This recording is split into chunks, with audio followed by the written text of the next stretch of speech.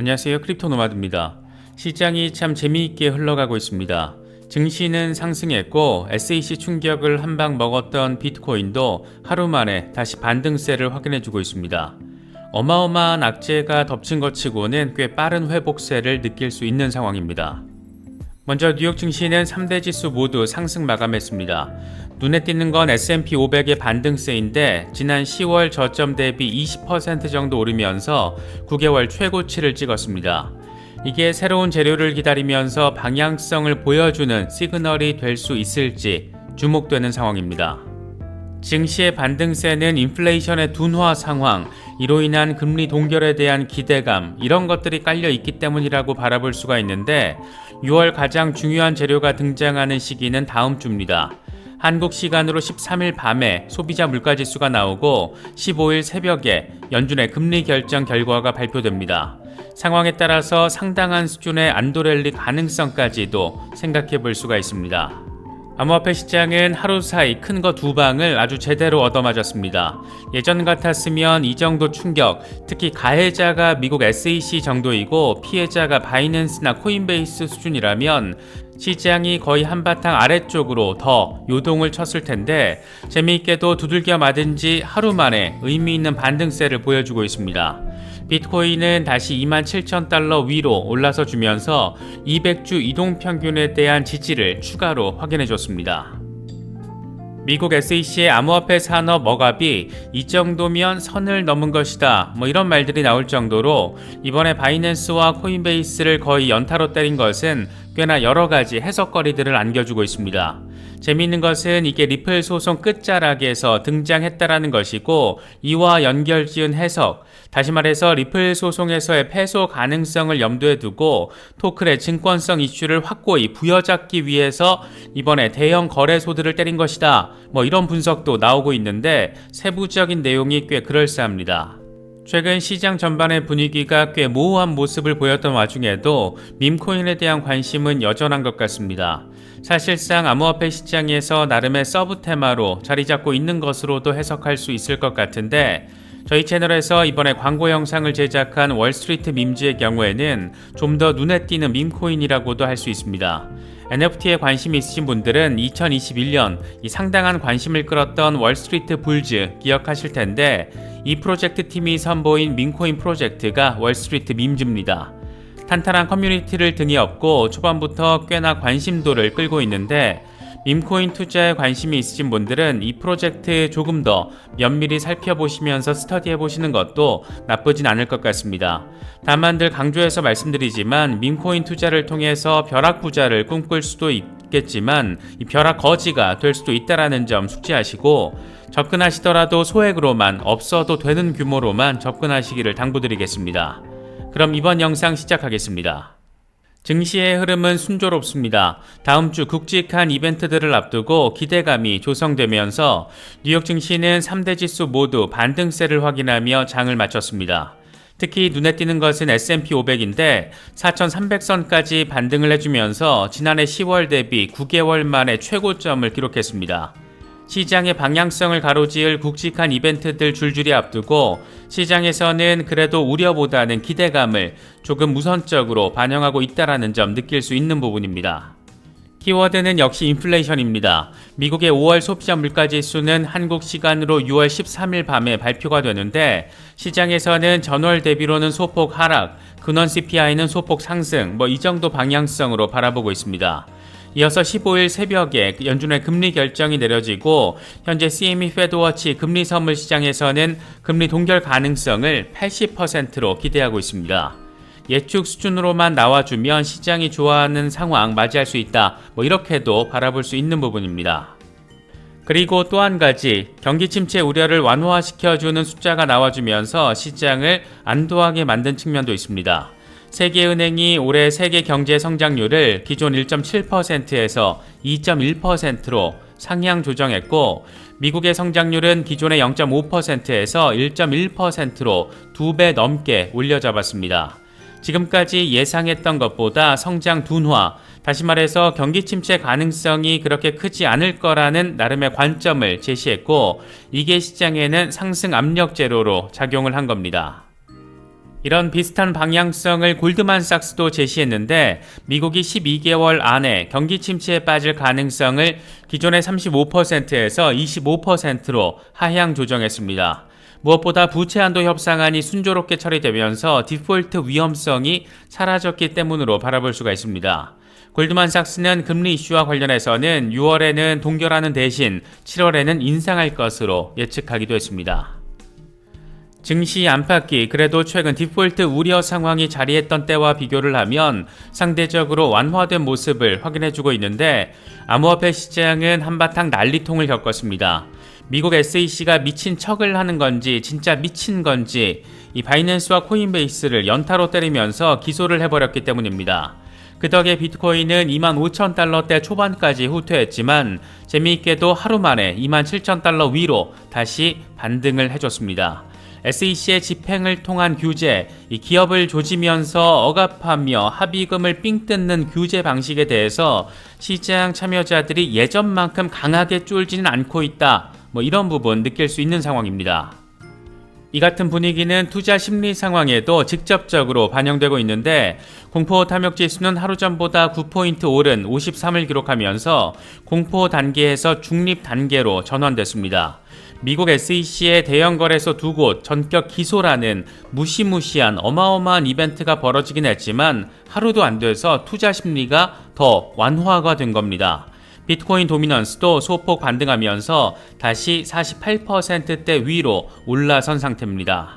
사실 바이낸스와 코인베이스 기소라는 어마무시한 일이 벌어졌기 때문에 시장이 더 큰 충격을 받아도 이상하지 않긴 한데 다행스럽게도 시장 참여자들은 미국 SEC에 다소 아주 많이 우악스럽고 멍청해 보이기도 하고 꽤나 정치적으로 느껴지는 집행 방식에 대해서 그닥 크게 쫄지는 않고 있는 모습입니다. 이건 바이낸스의 비트코인 잔고 상황만 놓고 봐도 느낄 수 있는 부분인데 글래스노드는 바이낸스의 최근 비트코인 대규모 유출은 거래소 보유 잔고에 미미한 영향을 미쳤다라고 분석했습니다. SEC와의 소송에 따른 비트코인 순유출 규모는 1,500BTC 2억 7,700만 달러 규모로 기록상 15번째로 큰 순유출이다. 최대 순유출량인 43,300BTC와 비교해보면 73% 정도 작은 규모다. 특히 바이낸스 거래소 보유 비트코인 잔액은 69만 4천 BTC로 가장 최고치였을 때가 70만 4,500 BTC였으니까 유의미한 차이는 없다라고 진단하기도 했습니다. 코인베이스 역시 SEC 기소 소식이 전해지자마자 거래소 자금 유출 상황이 벌어졌지만 지금은 어느 정도 진정된 상황으로 전해지고 있습니다. 코인데스크는 암호화폐 기업 정보 플랫폼 난센 데이터를 인용하면서 24시간 동안 코인베이스에서 6억 달러 규모의 순유출이 발생했다라고 설명했습니다. 재미있는 것은 13억 8천만 달러가 빠져나갔는데 같은 기간 동안 7억 7,100만 달러는 새로 예치된 겁니다. SEC와의 소송 우려에 거래소 이탈 자금 흐름도 포착됐지만 저가 매수세를 일으킬 법한 자금 유입 흐름도 함께 포착이 된 겁니다. 바이낸스와 코인베이스를 기소한 뒤에 이어지는 SEC의 추가적인 액션도 상당히 골 때립니다. 바이낸스와 관련해서 바이낸스 US를 비롯해 바이낸스 또 창펑자오의 자산 동결 가처분 신청을 SEC가 제출을 한 겁니다. SEC는 창펑자오 등 바이낸스 임원들은 고객 자금을 유용해서 1,100만 달러 상당의 요트를 구매한 것으로 조사가 됐다.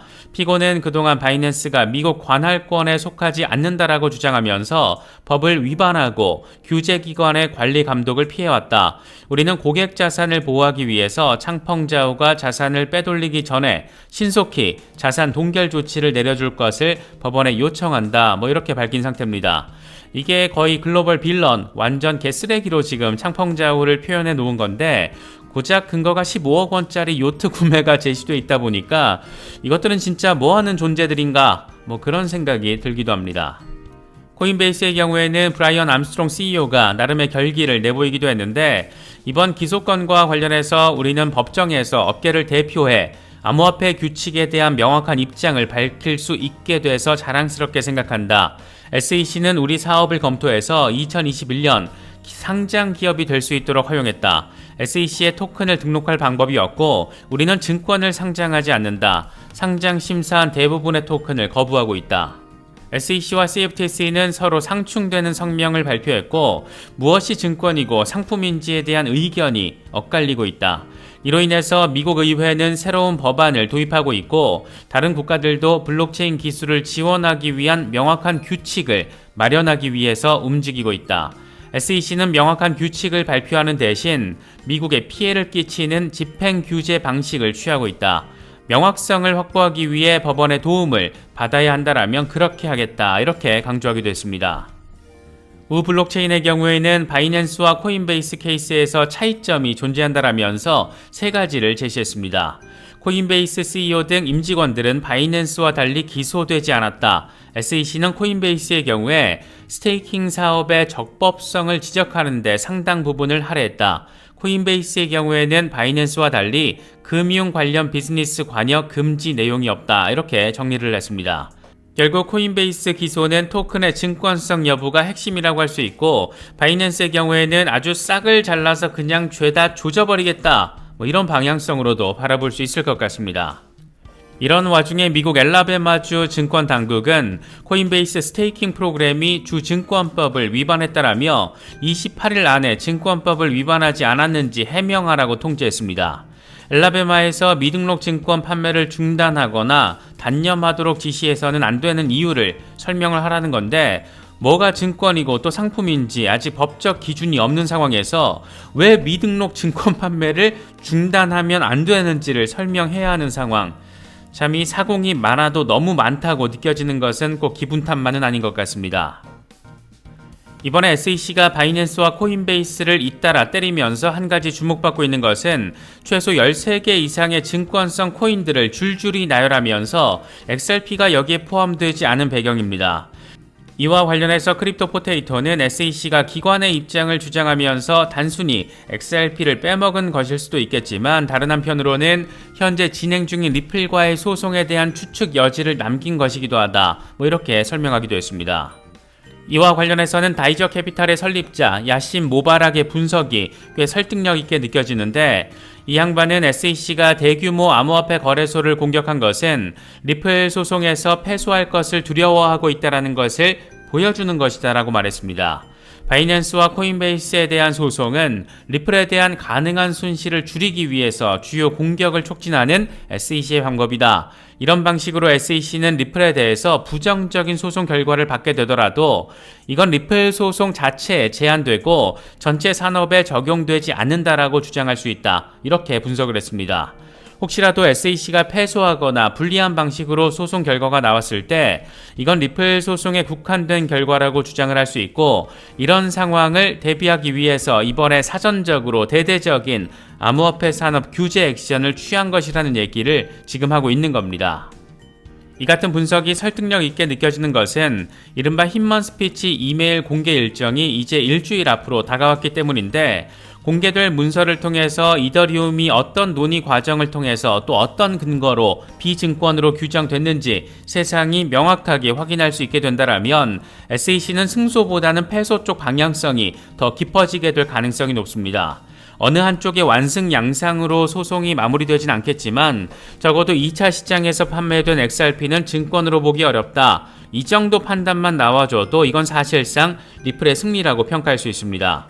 그런 방향성의 분기점 역할을 하게 될 것이 흰먼 스피치이고 그 공개 일정이 이제 일주일 앞으로 다가왔고 그런데 갑자기 대형 거래소 두 곳을 기소한 SEC 뭔가 똥냄새가 나긴 굉장히 강하게 나는 것 같기도 합니다. 모처럼 암호화폐 시장 내부에서 대형 이슈가 터져 나온 모습입니다. 이게 과연 어떤 방향성을 가지고 시장에 영향을 미칠지는 좀 더 지켜봐야겠지만 그래도 비트코인이 27,000달러 위로 곧장 반등해 준 것은 상당히 인상 깊게 느껴집니다. 개인적으로는 혹시라도 벌어질 수 있는 만약의 상황을 대비하기 위해서 바이낸스에 있는 일부 자산들을 디센트 월렛에 옮겨놨습니다. 이런 희한한 상황이 펼쳐지다 보니까 일시적으로 내 자산을 내가 직접 관리한다라는 차원에서도 콜드 월렛의 필요성을 생각해 볼 수 있을 것 같습니다. 콜드 월렛에 관심이 있으신 분들은 저희 채널과 파트너십을 맺고 있는 디센트 월렛을 특별 할인 가격에 구매하실 수 있습니다. 관심 있는 분들은 영상의 카드를 클릭하시면 세부 내용 확인하실 수 있습니다.